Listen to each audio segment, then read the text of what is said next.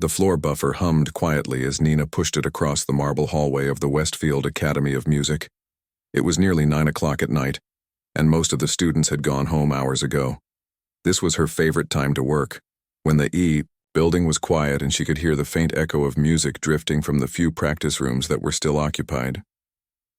Nina had been cleaning the academy for 3 years now, ever since she turned 18 and needed a job to help support her family. Her parents ran a small laundry service in the immigrant district of the city, working 16-hour days to make ends meet. They had come to America with nothing but hope and determination, sacrificing everything so their children could have better opportunities. The irony wasn't lost on Nina, that she spent her days surrounded by some of the most expensive musical instruments in the world. While at home, she practiced on a beat-up keyboard she had rescued from a dumpster behind an electronics store. The keyboard was missing several keys and had a loose wire that made it cut out randomly, but it was hers. As she cleaned, Nina often listened to the students practicing through the thin walls. She had learned to identify different composers by sound alone, the passionate intensity of Chopin, the mathematical precision of Bach, the emotional storms of Rachmaninoff. Sometimes, she would find herself humming along or mentally playing the pieces on an imaginary piano as she worked. Tonight felt different, though. The building was almost completely empty, which meant Nina could do something she had been dreaming about for months. She had discovered that practice room 7 had a lock that didn't quite catch properly, and if she was very careful, she could slip inside and play the beautiful Steinway piano that sat waiting in the darkness. Nina finished buffing the hallway and quietly put her equipment away in the maintenance closet. She walked slowly past practice room 7, checking to make sure no one was around. The building felt empty and still, with only the soft hum of the heating system breaking the silence. Her heart was pounding as she gently pushed on the door to practice room 7. It opened with the softest whisper, and Nina stepped inside, closing it carefully behind her. The room smelled like wood polish and the faint perfume that clung to the expensive clothes of the academy's wealthy students. The piano sat in the center of the room like a sleeping giant, its black surface reflecting the light from the hallway that seeped under the door. Nina approached it slowly, almost reverently. She had never played a real piano before, only her broken keyboard and the imaginary keys she practiced on during her lunch breaks. She sat down on the piano bench and lifted the keyboard cover. The keys seemed to glow in the dim light, perfectly aligned and waiting for her touch. Nina placed her fingers on the keys and felt a shiver run through her entire body. This was what she had been dreaming about every night for 3 years. She started with something simple, a scale, just to hear how her fingers sounded on real piano keys. The notes rang out clear and pure, so different from the electronic beeps of her keyboard at home. Each key responded to her touch with perfect precision, creating sounds that seemed to come from somewhere deep inside the instrument's soul. Encouraged by the beautiful tone, Nina began to play a piece she had been practicing for months, Chopin's Nocturne in E-flat major. She had learned it entirely by watching YouTube videos on her phone during her breaks, playing it over and over on her broken keyboard, until she knew every note by heart. As she played, Nina felt something she had never experienced before. The music seemed to flow through her like water, connecting her heart directly to her fingertips. Every emotion she had kept buried while cleaning floors and emptying trash cans poured out through the piano keys.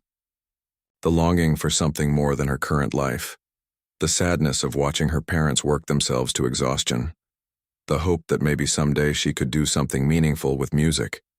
It all became part of the melody. She was so lost in the music that she didn't hear the footsteps in the hallway. She didn't notice the light that came on outside practice room 7, or the shadow that appeared under the door. Nina was completely absorbed in the piece, playing with her eyes closed, feeling like she was flying for the first time in her life. "Excuse me, what are you doing in here?" The voice cut through her musical trance like a knife. Nina's hands flew off the keys and she spun around on the piano bench, her heart hammering in her chest. Standing in the doorway was Dr. Harrison Blake, the Academy's most famous piano instructor. Dr. Blake was a tall, thin man in his 50s with silver hair and the kind of sharp, intelligent eyes that seemed to see everything. He wore an expensive suit even at this late hour, and his posture suggested someone who had never doubted his place in the world. Nina had seen him from a distance many times during her cleaning rounds, always surrounded by admiring students and colleagues who hung on his every word. I'm sorry, Nina stammered, jumping up from the piano bench so quickly she almost knocked it over. I was cleaning and the door was open and Dr. Blake stepped into the room, his eyes moving from Nina's cleaning uniform to the piano and back again. You were playing Chopin, he said, and his tone was impossible to read. Nina felt her face burning with embarrassment. I know I shouldn't have been in here. I'll leave right now. I'm really sorry. Wait, Dr. Blake said, holding up a hand. How long have you been playing piano? Nina hesitated, not sure how to answer. I don't really play piano. I mean, not on a real piano, You just played a fairly complex piece of classical music with remarkable accuracy, Dr. Blake interrupted. That doesn't happen, by accident. Where did you study? Nina felt like she might throw up. This was exactly what she had been afraid would happen if she got caught. I didn't study anywhere.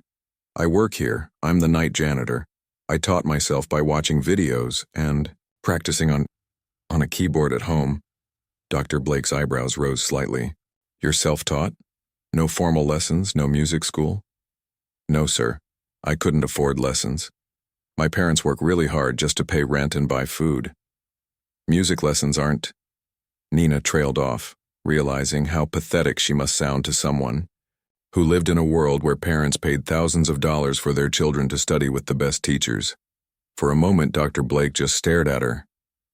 Then something shifted in his expression. His mouth curved into what might have been a smile, but it didn't reach his eyes.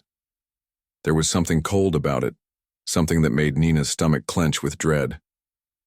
So you're telling me, Dr. Blake said slowly, that you believe you can learn classical piano by watching YouTube videos and playing on a broken keyboard? Nina nodded nervously, though something in his tone made her want to take back everything she had just said. Dr. Blake's smile grew wider, but it wasn't a kind smile. It was the smile of someone who had just heard something amusing, something that confirmed what he already believed about the world. That's fascinating, he said, and Nina could hear the laughter beginning to creep into his voice. Absolutely fascinating. Dr. Blake's laugh started quietly, almost like a chuckle, but it grew louder and more cutting with each passing second. Nina stood frozen by the piano bench, watching his face transform from mild amusement to something that looked almost cruel. YouTube videos, he repeated, shaking his head as if he couldn't quite believe what he had heard. And a broken keyboard from a dumpster. He laughed again, louder this time. My dear girl, do you have any idea how ridiculous that sounds? Nina felt her cheeks burning hot with shame. She had known this was a mistake, had known she should never have touched the piano. I'm sorry, Dr. Blake, I'll just go finish my cleaning and— No, please, Dr. Blake said, waving his hand dismissively. This is actually quite entertaining. Tell me more about your musical education. I'm genuinely curious how someone who empties trash cans thinks they can understand the subtleties of Chopin. The way he said empties trash cans made Nina feel like something dirty he had stepped on. She wanted to run, wanted to disappear, but something kept her rooted to the spot. Maybe it was pride, or maybe it was the memory of how the music had felt flowing through her fingers just moments before. I know it sounds crazy, Nina said quietly, but music isn't about where you come from or how much money your family has. It's about feeling something and expressing it through sound. Dr. Blake's laughter died abruptly. His eyes narrowed as he looked at her with something that might have been offended surprise. Oh, is that what you think? How wonderfully naive. He stepped closer, and Nina could smell his expensive cologne mixed with something sharper, the scent of someone who was used to being the smartest person in any room. Let me explain something to you, Dr. Blake continued, his voice taking on the tone he probably used with particularly slow students. Classical music isn't some folk song you can pick up by ear. It requires years of rigorous study, proper technique, and understanding of musical theory that takes decades to develop. It requires breeding, culture, exposure to the finest traditions from childhood. Nina felt something twist in her stomach. But the music I just played was a barely adequate imitation of the real thing. Dr. Blake cut her off. Yes, you memorized the notes. Congratulations. A trained monkey could do the same thing with enough repetition. But do you understand the historical context of that piece? Do you know why Chopin chose that particular harmonic progression? Can you explain the cultural significance of the nocturne form in 19th century European music? Nina stared at him, unable to answer. She knew she had felt something profound when she played, something that went beyond memorizing notes, but she couldn't put it into words that would make sense to someone like Dr. Blake. I thought not, Dr. Blake said with satisfaction. You see, this is exactly the problem with people who think they can simply, what's the phrase? Feel the music and somehow become musicians. There's no substitute for proper education, for growing up in a household where classical music is valued and understood. My parents do value music, Nina said, finding her voice again. They just couldn't afford? Dr. Blake interrupted with another laugh. My dear girl, families who truly value musical education find a way to afford it. They sacrifice other things. They prioritize their children's cultural development. The fact that your parents chose not to invest in music lessons tells me everything. I need to know about how seriously your family takes artistic achievement. Nina felt tears starting to sting her eyes, but she blinked them back. She wouldn't give him the satisfaction of seeing her cry. You don't know anything about my family or what we've sacrificed? Don't I? Dr. Blake asked, raising an eyebrow. I know you're here at 9 o'clock at night mopping floors instead of practicing piano in a proper conservatory. I know you learned music from YouTube instead of studying with qualified instructors. I know you play on garbage instead of investing in a real instrument. He gestured around the elegant practice room. These students? Their families invest hundreds of thousands of dollars in their musical education. That's what real commitment looks like. Nina wanted to tell him about her parents working 16-hour days in their laundry shop, about choosing between music lessons and keeping the electricity on, about the way her mother hummed while she ironed clothes and her father tapped out rhythms on the counter when he thought no one was watching. But she could already see the dismissive expression on Dr. Blake's face, could already hear the condescending response he would give. The truth is, Dr. Blake continued, warming to his subject, real musical talent is cultivated from birth. It requires the right environment, the right teachers, the right social connections. It's not something you can cobble together from internet, videos, and broken equipment. He paused, studying her face with something that looked like pity. I'm sure you mean well, but playing dress-up doesn't make you a pianist any more than wearing a white coat makes you a doctor. The comparison hit Nina like a slap. I wasn't playing dress-up. I was making music. Were you? Dr. Blake asked, his tone becoming even more condescending. Or were you just pushing buttons in the right order? Because there's a difference, you know. A rather important one. Nina felt something building inside her chest, something hot and fierce that pushed back against the shame Dr. Blake was trying to make her feel. I know what I felt when I was playing. I know what the music meant to me. What it meant to you. Dr. Blake repeated slowly, as if the words themselves were funny. That's exactly the kind of emotional thinking that separates amateurs from real musicians. Professional music isn't about feelings, my dear. It's about precision, technique, intellectual understanding of complex artistic traditions. He walked over to the piano and played a few bars of the Chopin piece Nina had been working on. His technique was flawless, every note perfectly placed and timed. But something about it sounded cold to Nina, like a beautiful machine performing calculations rather than a human being expressing something from their heart. That, Dr. Blake said as he finished, is how that piece should sound. Clean, precise, intellectually coherent. What you were doing was... He waved his hand vaguely. Well, it was certainly enthusiastic. Nina stared at him, feeling like she was seeing something ugly that had been hidden beneath a polished surface. You think music is supposed to be cold? I think music is supposed to be correct, Dr. Blake replied sharply. Emotion without technique is just noise. Passion without education is just self-indulgence. And frankly, the idea that someone with your background could simply watch a few videos and somehow achieve what my students spend years and fortunes learning is not just naive. It's insulting to everyone who has dedicated their lives to serious musical study. The silence stretched between them like a taut wire.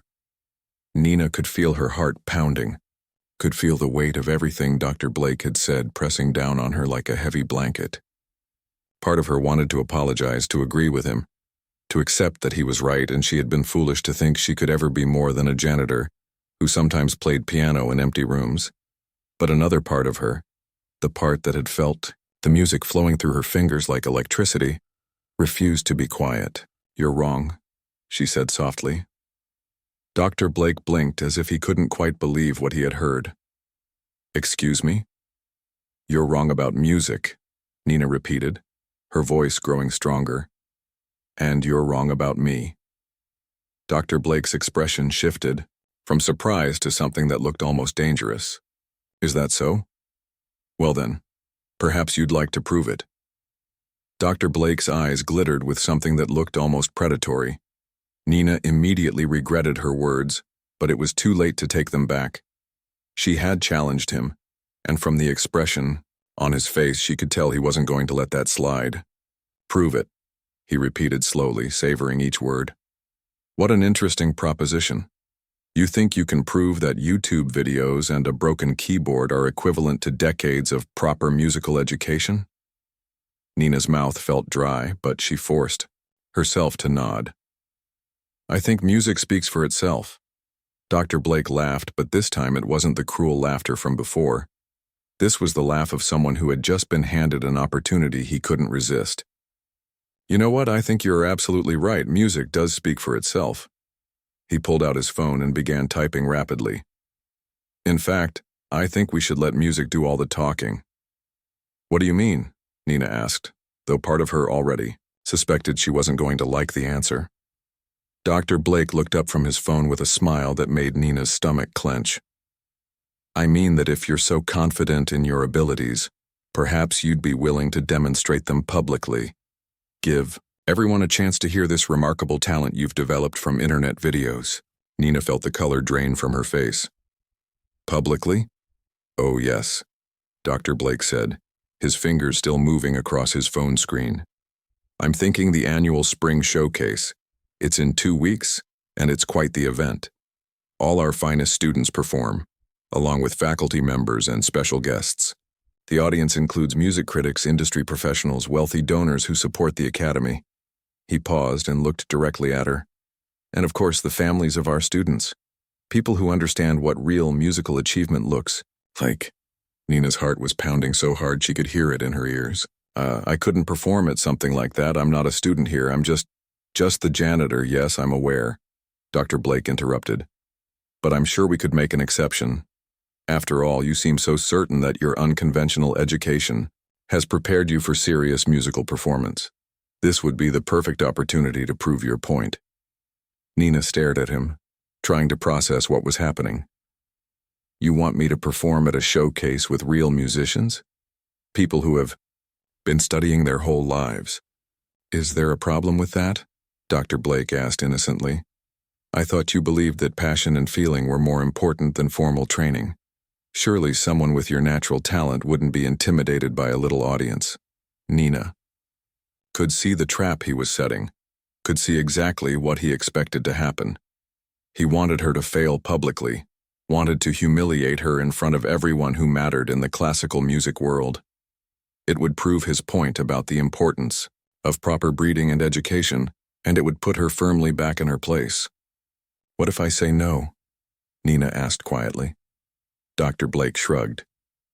Then I suppose we'll never know who was right, will we?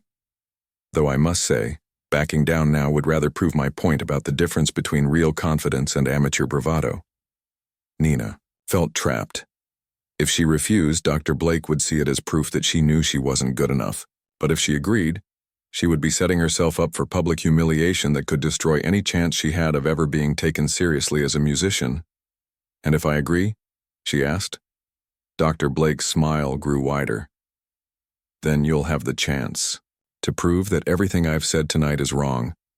You'll be able to show everyone that formal education, proper training, and cultural background don't matter. You'll demonstrate that YouTube videos and broken keyboards can produce the same results as decades of serious study." He paused. "Of course, if you can't do that, then everyone will see that you were right all along," Nina finished. "Exactly," Dr. Blake said with satisfaction. "Though I prefer to think of it as a learning experience for everyone involved." Nina looked around the practice room, at the expensive piano and the elegant furnishings that represented a world she had never been part of. She thought about her parents working late into the night at their laundry shop, dreaming of better opportunities for their daughter. She thought about the broken keyboard in her bedroom and all the hours she had spent playing it, losing herself in music that made her feel like she could be something more than what the world expected. "If I do this," Nina said slowly, "I want something in return." Dr. Blake raised an eyebrow. "You're hardly in a position to make demands." "If I prove you wrong," Nina continued, ignoring his interruption, "if I can play well enough to show that talent doesn't depend on money or status, then I want you to admit it, publicly, in front of everyone who's there that night." Dr. Blake considered this for a moment, then nodded. "Fair enough, though I should warn you that I've been teaching music for over 20 years, and I've never been wrong about a student's potential. I can tell within minutes of hearing someone play whether they have what it takes for a serious musical career. And you've already decided I don't have it," Nina said. "My dear girl, it's nothing personal. It's simply a matter of recognizing reality. Musical excellence requires more than enthusiasm. It requires the kind of cultural sophistication that comes from growing up in the right environment, with the right influences, surrounded by people who understand and appreciate fine art." He gestured around the room. "These practice rooms, these instruments, this entire institution, they exist because serious musicians need serious resources. The idea that someone could achieve the same results with YouTube and garbage," he shook his head. "It's simply not how the world works." Nina felt something harden inside her chest. "We'll see about that." Dr. Blake extended his hand as if to shake on their agreement. "Indeed we will. 2 weeks from tonight, 7 o'clock. The main concert hall will be filled with people who know the difference between real music and amateur entertainment." He paused. "I do hope you'll choose something appropriately challenging. It would be rather disappointing if you tried to get by with Twinkle, Twinkle, Little Star." Nina ignored his outstretched hand. "What piece would you suggest?" Dr. Blake's smile took on a particularly cruel edge. "Well, if you really want to prove your point, I'd recommend something that showcases both technical skill and musical understanding. Perhaps Chopin's Ballade No. 1 in G minor. It's a piece that separates the amateurs from the professionals quite effectively." Nina had heard recordings of that piece before, had watched videos of famous pianists performing it. It was notoriously difficult, the kind of music that even advanced students approached with caution. Dr. Blake was clearly hoping she would choose something easier, something that would give him ammunition to claim she was afraid of real challenges. "Chopin's Ballade No. 1, Nina repeated. "That's what I'll play." Dr. Blake's eyebrows shot up in genuine surprise. "Are you certain? It's an extremely demanding piece. Even my advanced students struggle with it." "I'm certain," Nina said, though her stomach was churning with fear. Dr. Blake studied her face for a long moment, then pulled out his phone again. "Very well, I'll make the arrangements." He typed for a few seconds, then looked back up at her. "I've just sent an email to the showcase coordinator. You're officially on the program."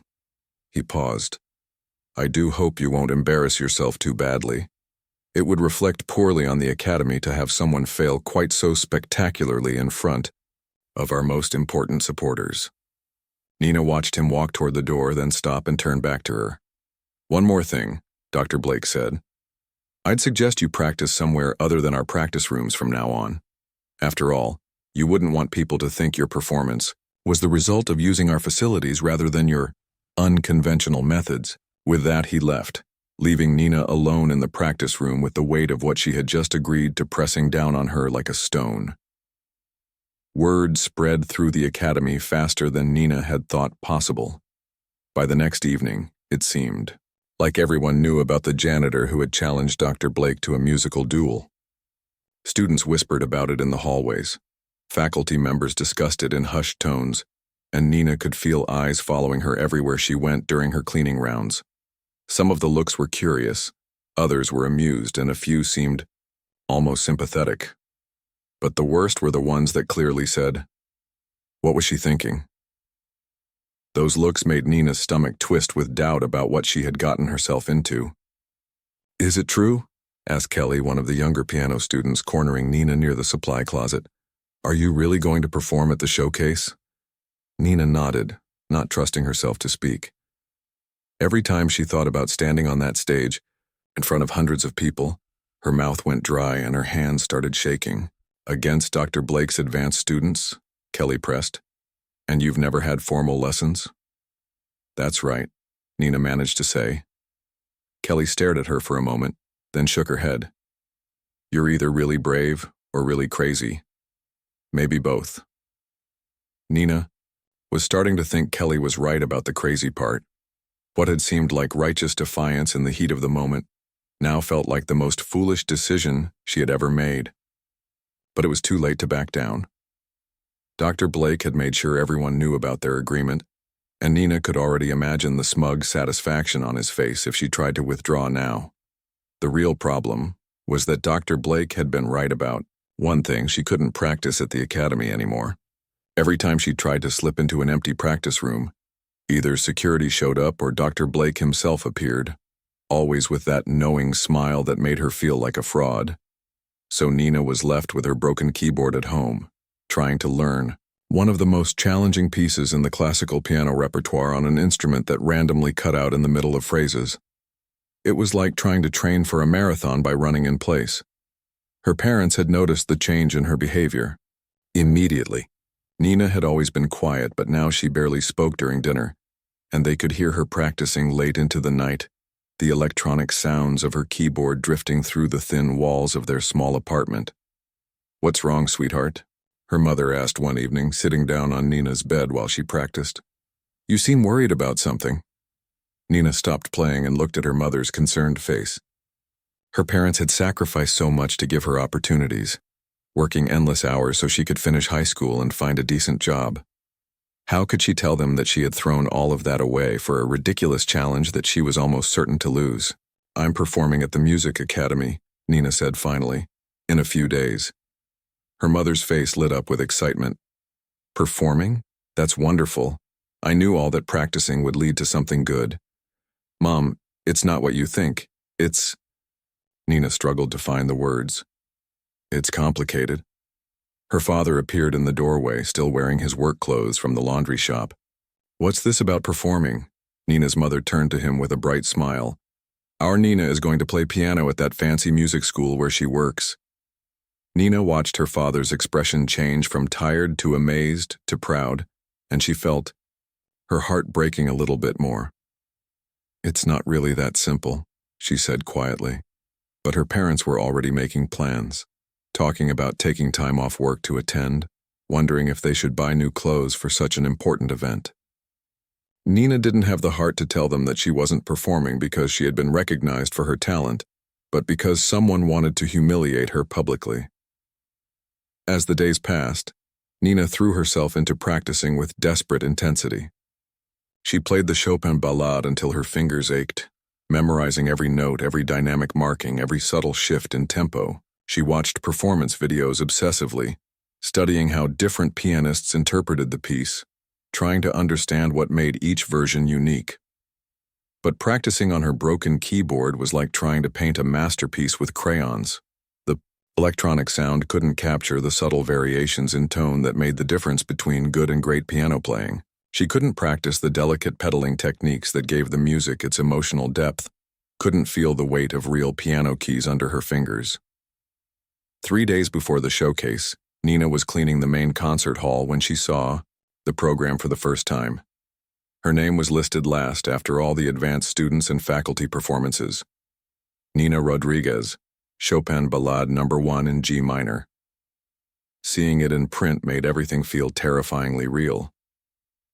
The concert hall was enormous, with red velvet seats stretching back into the shadows and a magnificent Steinway concert grand piano on the stage. Nina had cleaned this room dozens of times, but she had never imagined herself sitting at that piano while hundreds of people watched her every move. Having second thoughts, Dr. Blake's voice made her jump. He was standing in the doorway watching her with that same amused expression he had worn the night they made their agreement. "No," Nina said, though her voice came out smaller than she intended. Dr. Blake walked down the aisle toward the stage, his footsteps echoing in the empty hall. "I've been hearing interesting things about your preparation. Students tell me you've been trying to practice in the hallways, in empty classrooms, anywhere you can find a piano." He paused at the front row of seats. "Of course, that all stopped when security was instructed to escort you out whenever you were found in unauthorized areas." Nina felt her cheeks burning. She had hoped no one. He had noticed her increasingly desperate attempts to find a real piano to practice on. "I'm curious," Dr. Blake continued. "How exactly does one prepare for a performance of this caliber without access to an actual piano?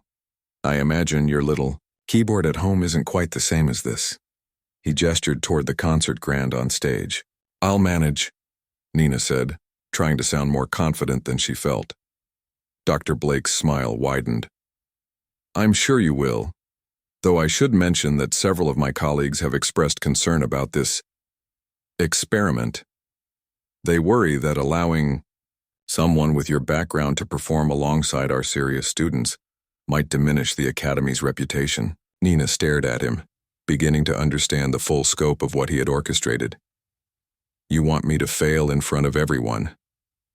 "Want?" Dr. Blake looked genuinely surprised. "My dear girl, I don't want anything except to demonstrate the truth about musical excellence if you happen to fail." He shrugged. "Well, that would simply confirm what anyone with experience already knows." He started to walk away, then turned back one more time. "Oh, and Nina, I should probably mention that there will be some special guests in the audience tomorrow night. Music critics from several major publications, talent scouts from recording companies, representatives from conservatories around the country." His smile became even more predatory. "After all, if you're going to prove that formal training doesn't matter, shouldn't the entire music world be there to witness it?" Nina watched him leave, feeling like the walls of the concert hall were closing in around her. She looked up at the stage, at the piano that would either vindicate everything she believed about music or destroy any chance she ever had of being taken seriously as a musician. 2 days left, and she still had no idea how she was going to pull off a miracle. The night of the showcase arrived with the weight of an approaching storm. Nina stood in the tiny bathroom backstage, staring at her reflection in the cracked mirror. She wore the only dress she owned, a simple black one her mother had bought for her high school graduation. It looked plain and cheap next to the elegant gowns she had seen the other performers wearing. Her hands were shaking so badly she could barely apply the lipstick her mother had insisted she borrow. Through the thin walls she could hear the audience filling the concert hall, the murmur of hundreds of conversations blending into a low roar that made her stomach churn. "Nina?" A gentle voice called from outside the bathroom door. "It's Kelly. Can I come in?" Nina opened the door to find the young piano student holding a small bouquet of flowers. "I thought you might want these," Kelly said, "for good luck." Nina took the flowers with trembling fingers. "Thank you. That's really sweet." Kelly studied her face with concern. "Are you okay? You look like you might throw up." "I feel like I might throw up," Nina admitted. "Look," Kelly said, glancing around to make sure no one was listening. "I know what Dr. Blake is trying to do. He's done this before. Set up situations where he can prove his point about who belongs in classical music and who doesn't." She paused. "But I've heard you practice, late at night when you thought no one was around. You're better than most of his advanced students." Nina felt tears starting to sting her eyes. I haven't been able to practice on a real piano in weeks. I don't even know if I remember how it feels. Then don't think about the piano, Kelly said firmly. Think about the music. Think about why you love it. That's what really matters. Before Nina could respond, a stage manager appeared with a clipboard. Rodriguez, you're on in 5 minutes. Nina's heart started pounding so hard she was sure everyone could hear it. She followed the stage manager toward the wings, her legs, feeling like they might give out at any moment. As they reached the side of the stage, Nina could see the concert hall for the first time that evening. Every seat was filled. The audience was larger and more elegant than she had imagined, filled with people in expensive clothes who looked like they belonged in this world of classical music and cultural refinement. In the front row, she spotted her parents. Her mother was wearing her best dress and clutching her father's arm, both of them beaming with pride and excitement. They had no idea what was really happening, no idea that their daughter was about to be publicly humiliated by someone who wanted to prove she didn't belong here. Dr. Blake was sitting nearby, surrounded by what looked like important people, music critics with notebooks, talent scouts with serious expressions, conservatory representatives watching with professional interest. He caught Nina's eye and gave her a small nod, his smile confident and predatory. The student before her finished playing to enthusiastic applause, then walked off stage with the satisfied expression of someone who knew they had performed well. The stage manager turned to Nina. "You're up," he said. "Break a leg." Nina walked onto the stage on unsteady legs, the bright lights making everything beyond the first few rows disappear into darkness. The silence in the hall was complete and expectant. She could feel hundreds of eyes focused on her, waiting to see what the janitor thought she could do.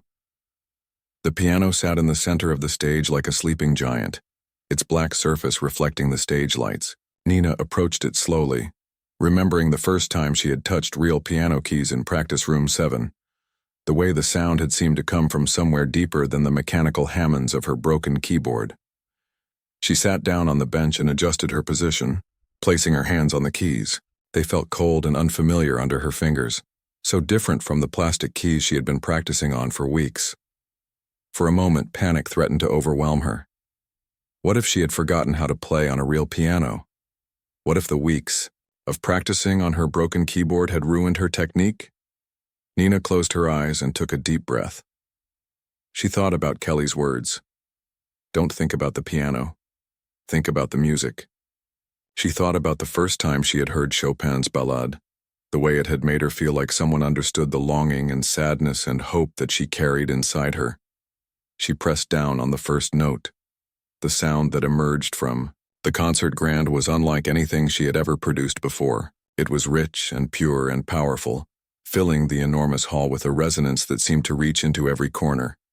Nina felt something electric run through her body as the note sustained and faded. In that moment, something magical happened. The fear and doubt that had been paralyzing her for weeks suddenly disappeared. This was what she had been missing during all those hours of practice on her broken keyboard. The connection between her heart and the music, the way a real piano could amplify not just the sound, but the emotion behind it. Nina began to play the opening phrase of the ballade, and immediately she could feel that this was different from any performance she had ever given. The weeks of desperate practice, the pressure, the fear, it all transformed into something else.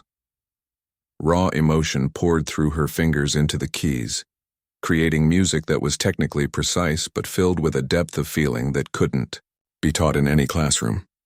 As she played, Nina felt the audience disappear. There was no concert hall, no critics, no Dr. Blake waiting for her to fail.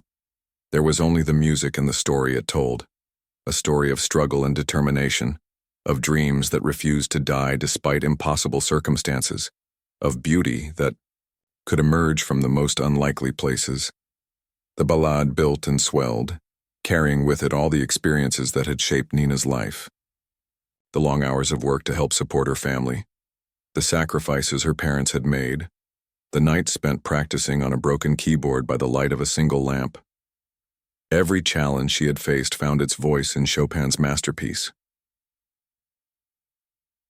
When she reached the final thunderous climax of the piece, Nina felt like she was flying. Her hands moved across the keys with a confidence and power she had never experienced before, creating sounds that seemed to shake the very foundations of the concert hall. As the last notes faded into silence, Nina opened her eyes and looked out at the audience. The hall was completely still, so quiet she could hear her own heartbeat. For a moment that felt like eternity. No one moved. Then, somewhere in the back of the hall, someone began to clap. Others joined in, and within seconds the entire audience was on their feet, applauding with an intensity that made the air itself seem to vibrate. Nina looked down at the front row and saw Dr. Blake sitting motionless, his face pale with shock. Next to him, the music critics were scribbling frantically in their notebooks, and the talent scouts were leaning forward in their seats with expressions of amazement. But the faces that mattered most to Nina were her parents, shining with tears of joy and pride, clapping harder than anyone else in the hall. As the applause continued to thunder around her, Nina finally understood what Kelly had tried to tell her. It wasn't about the piano or the training or where she came from. It was about the music itself and the courage to let it speak through her without fear or apology. She had found her voice, and the world was listening.